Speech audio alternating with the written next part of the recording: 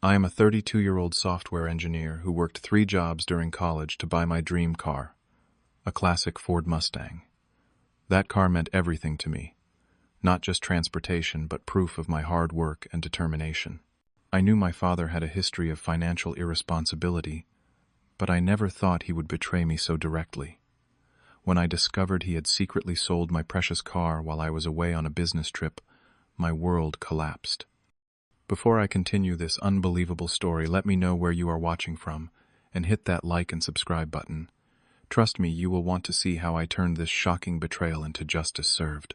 Growing up with my father Jackson was like riding an emotional roller coaster. He was charming, charismatic, and could talk his way into or out of almost any situation. Unfortunately, those same qualities made him absolutely terrible with money and responsibility. My earliest memories include watching him bring home extravagant purchases we could not afford, followed by intense arguments with my mother about overdrawn bank accounts and missed bill payments. His gambling habit was particularly destructive.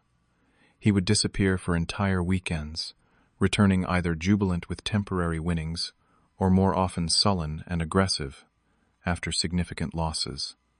By the time I was 10, I had learned to read his moods the moment he walked through the door, adjusting my behavior accordingly to avoid becoming the target of his frustration. My mother finally reached her breaking point when I was 12. After discovering he had taken out a second mortgage on our home without her knowledge to cover gambling debts, she filed for divorce. The court battles were ugly, but she managed to secure primary custody of me, with my father getting visitation every other weekend. Those weekend visits established a clear pattern that would continue throughout my teenage years. My father would make grand promises about trips and gifts only to cancel at the last minute due to financial setbacks. He frequently borrowed money from me once I started working part-time at 16, always with elaborate stories about repaying me next time with interest. Those repayments never materialized. These experiences shaped me profoundly.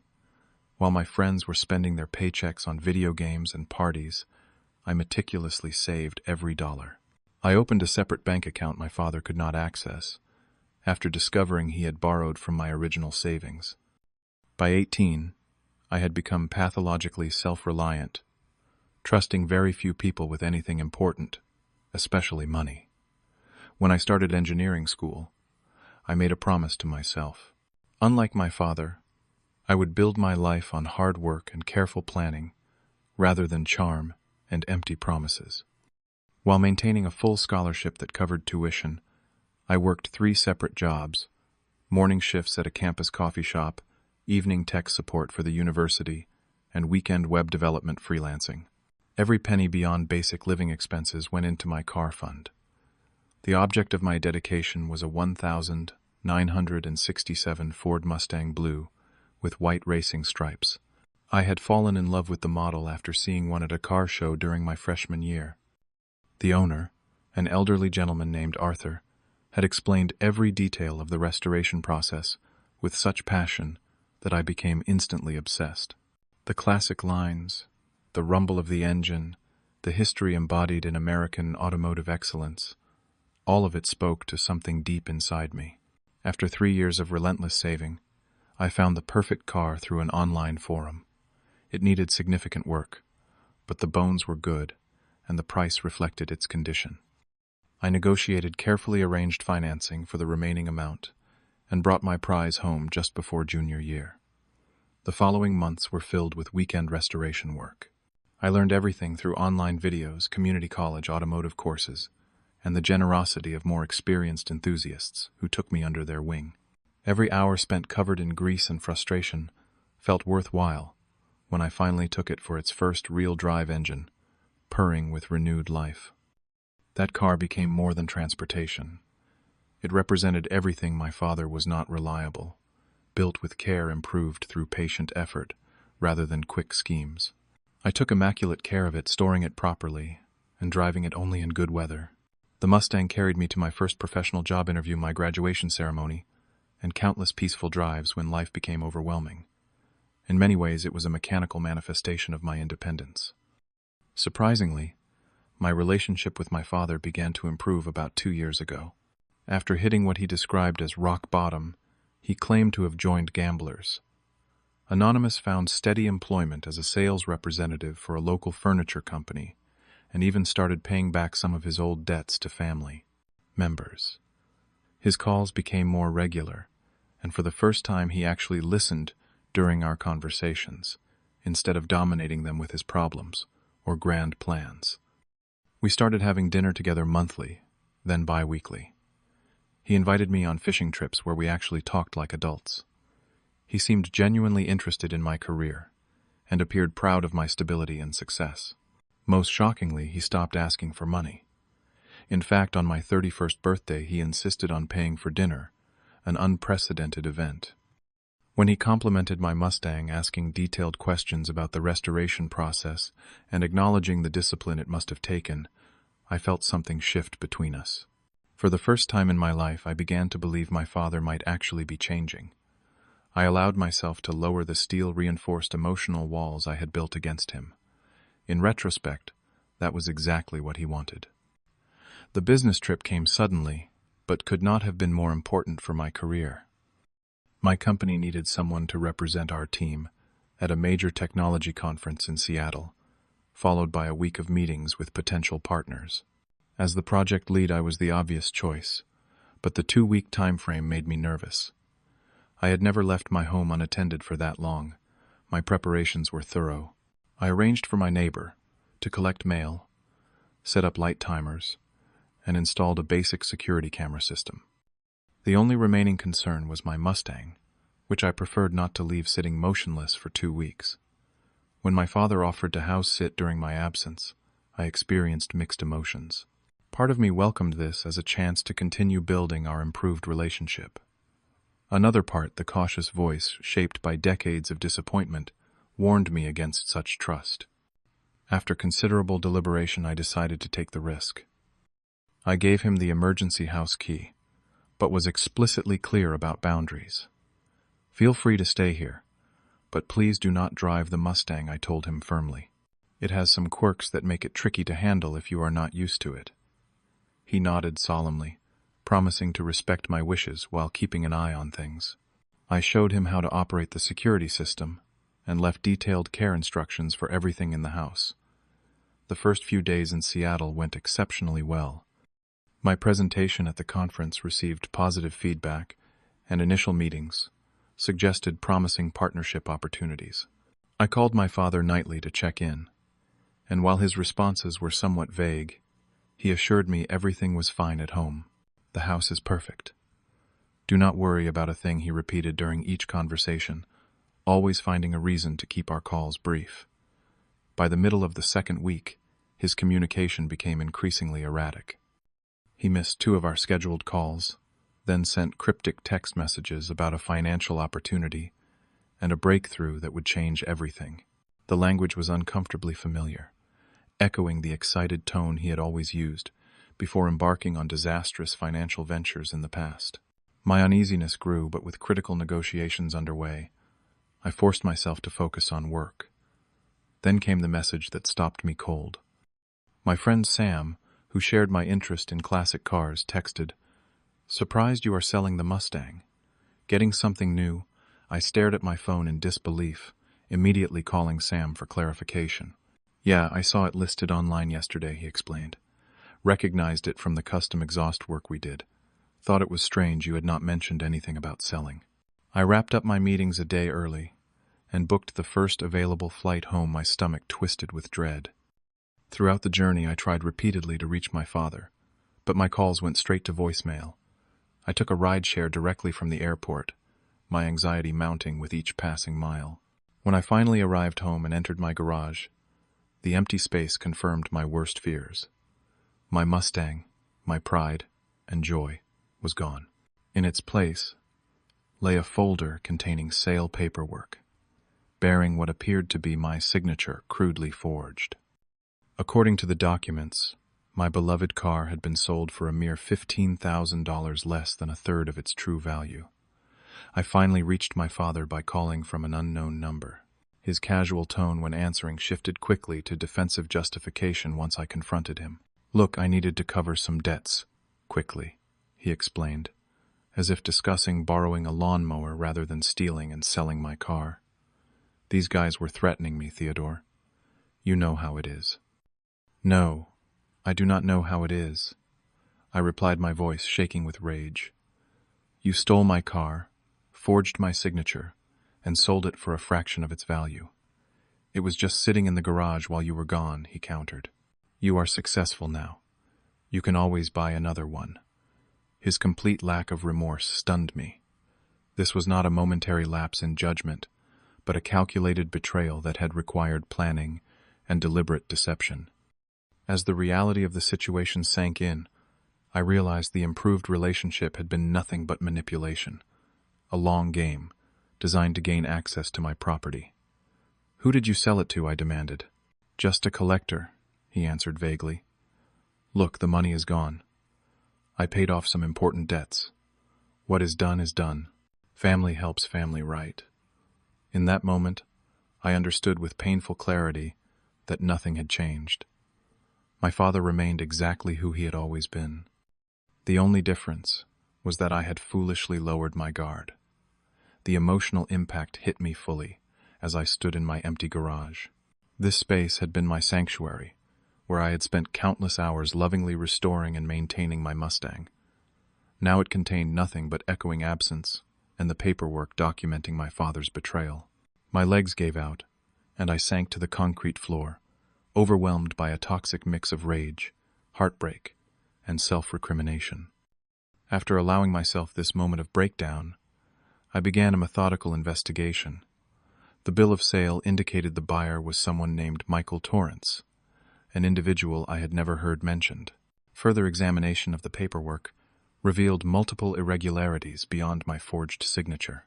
The VIN number had been incorrectly transcribed in one section, and the dated receipt showed the transaction had occurred just 3 days after my departure. Through online research and discreet inquiries, I discovered that Torrance was a known associate of my father from his gambling circles, a middleman who dealt in quick under-the-table transactions of assets from desperate debtors. The $15,000 sale price was insulting for a meticulously restored classic Mustang worth at least $45,000, suggesting either extreme urgency or more likely that my father had received only a portion of the listed amount, with Torrance taking a substantial cut for facilitating the quick, questionable sale. When I confronted my father with these discoveries the following day, his attitude was infuriatingly casual. We met at a diner of his choosing, where he arrived 20 minutes late, offering no apology for either his tardiness or the theft.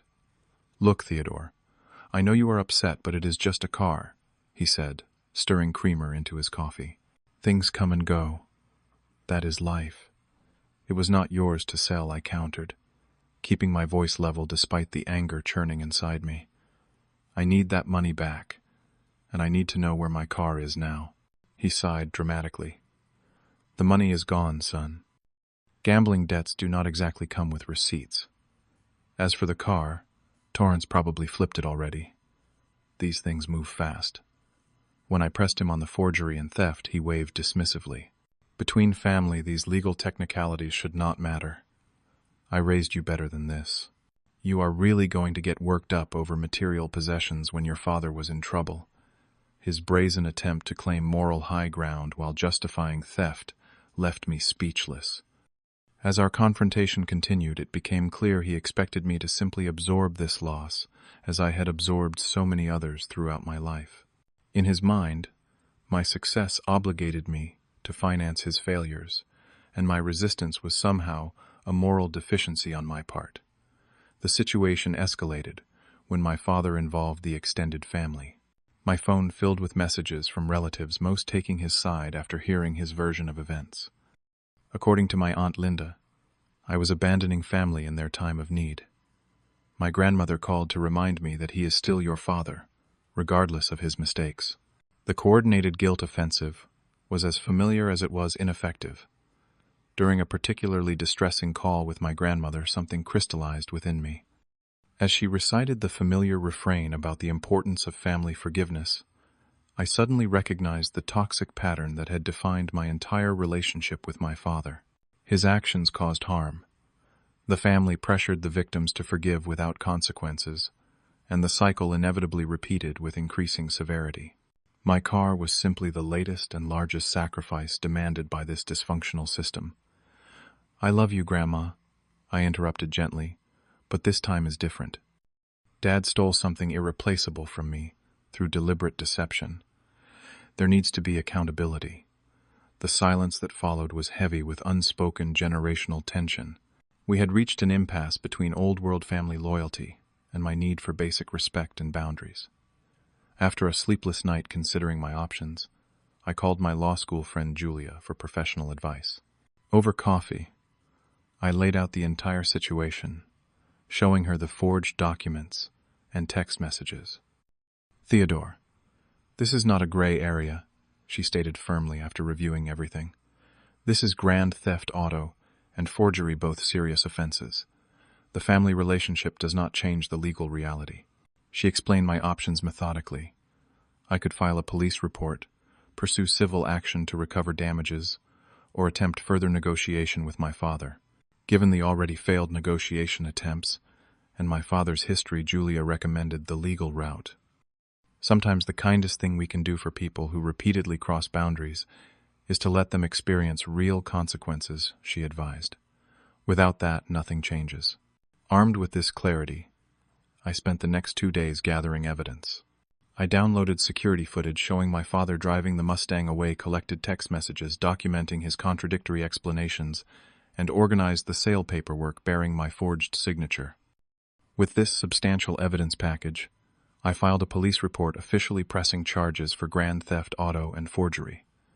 The detective assigned to my case reviewed the evidence and deemed it sufficient to move forward. 2 days later, my father was arrested at his apartment. The shock in his voice, when he called me from the police station, was palpable. "You would really send your own father to jail?" he demanded, his voice cracking between anger and disbelief. "Over a car." "Not over a car," I corrected him. "Over trust, over respect, over the relationship that should have been more important to you than any amount of money." For the first time in our tumultuous relationship, my father had no ready response, no clever justification. The silence on the line stretched until the automated system announced the end of the call time. Despite the momentary satisfaction of finally establishing consequences, the weight of my decision settled heavily on my shoulders. The family pressure intensified with relatives I had not heard from in years suddenly calling to express their disappointment in my choices. Each conversation tested my resolve, but I remained committed to seeing this through. For once, the cycle of harm and forgiveness without change needed to be broken, whatever the personal cost. The legal proceedings moved more quickly than I anticipated. My father, unable to afford bail, remained in custody until his arraignment. The district attorney, impressed by the thoroughness of my evidence, pursued the case vigorously. When presented with the overwhelming documentation, my father accepted a plea deal rather than risk trial. The sentencing hearing was surreal. Sitting in the courtroom watching my father in his orange jumpsuit, I experienced conflicting emotions. Part of me felt vindicated seeing him face real consequences, while another part mourned the relationship we might have had in another reality. The judge was firm but fair, sentencing my father to 2 years probation, mandatory participation in both gambling, addiction counseling, and financial management courses, and full restitution for the value of the car. Most importantly for me, the court ordered the recovery of my Mustang from Torrance, who had not yet resold it. When I finally reclaimed my car from the impound lot, my relief quickly turned to dismay. The once immaculate vehicle had been neglected during its brief time away from me. The interior reeked of cigarette smoke. The pristine leather seats bore several burns and stains, and something was clearly wrong with the transmission. What should have been a triumphant reunion became the beginning of another restoration project, this time repairing damage from abuse rather than age. The family fallout was immediate and dramatic. My Aunt Linda and several cousins cut contact, completely viewing my decision to press charges as an unforgivable betrayal of family loyalty. Holiday gatherings became complicated negotiations of who would attend if I was present. The family essentially splintered into factions, with only my mother, sister, and 2 cousins openly supporting my decision. "You did what you had to do," my mother assured me, during a particularly difficult evening after I received a scathing email from Linda. Your father has been allowed to escape consequences his entire life. That is why he never changes. Conversations with extended family members became exercises in boundary setting. When my Uncle Paul called to berate me, I calmly explained my position without apology. I love my father, but love without boundaries enables destruction. I am not willing to participate in that anymore. Some relationships could not survive this new paradigm. Others surprisingly evolved toward greater authenticity. My cousin James, initially angry about my decision, eventually reached out after witnessing his own father, my uncle, displaying similar behaviors. I think I get it now, he admitted during a candid phone call. Sometimes the family system is broken, and someone has to be brave enough to stop the cycle. While navigating the family chaos, I also struggled with my own emotional aftermath. Despite knowing I had made the right decision, waves of guilt and doubt periodically overwhelmed me. Was I a terrible son? Had I overreacted? These questions plagued my quieter moments. Recognizing the need for professional support, I began weekly therapy sessions with Dr. Marshall, a counselor specializing in family trauma. Our work together helped me understand that my response was not only reasonable, but healthy. You are breaking generational patterns, she explained, during a particularly insightful session. That never happens without resistance and pain. The question to ask is not whether this hurts, but whether continuing as before would hurt more in the long run. Parallel to my emotional healing, I embarked on the physical restoration of my Mustang for the second time. The process became therapeutic, each repaired component symbolizing the reconstruction of my own boundaries and self-respect. Friends from the classic car community rallied around me, offering parts expertise and moral support. Weekends spent in collective restoration efforts helped rebuild not just my car, but my sense of community and belonging outside my biological family. 3 months into his probation, my father reached out through his court-appointed counselor, requesting a meeting.